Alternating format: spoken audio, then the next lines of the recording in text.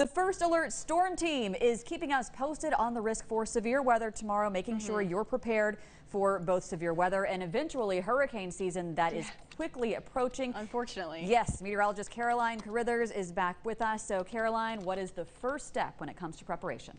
Well, the first step is making sure you have multiple ways to get warnings. I know Ed says it all the time, and so does the rest of First Alert Storm Team. Your cell phone will work, but you also need to have a backup option, such as a battery-powered weather radio. Now, it's also important to remember to not rely on outdoor sirens. Every severe weather event that we get, I feel like people say, well, I didn't hear sirens. Well, sirens are designated for people who are outside telling them to get inside. So it's not meant to wake you up in the middle of the night. It's not meant to alert you if you're indoors. You do need a plan if there is a warning. Right. You need a plan if there's a warning. And for a tornado situation, you want to get to an interior room on the lowest floor of your home and put as many walls between you and the outside world as possible. Also, cover your head and stay away from those windows. And so many times, Caroline, we hear about mobile homes being destroyed during tornadoes. Unfortunately, yeah. And, you know, we get asked all the time, what do I do? Well, the best thing you can do is try to find a sturdy structure that you can access if you need it.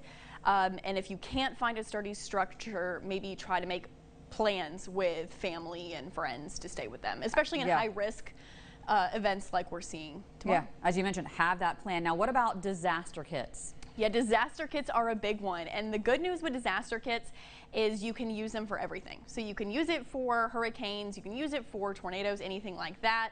So things that you need in it: flashlights, extra batteries, non-perishable food, water for 3 days, extra clothes.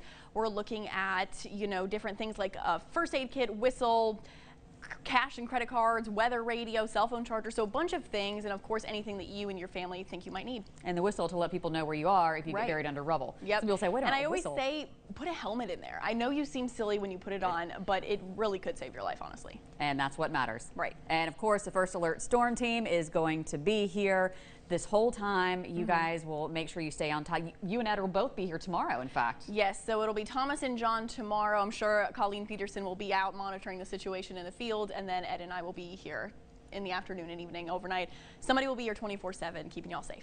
Okay, sounds good. Thank you, Caroline.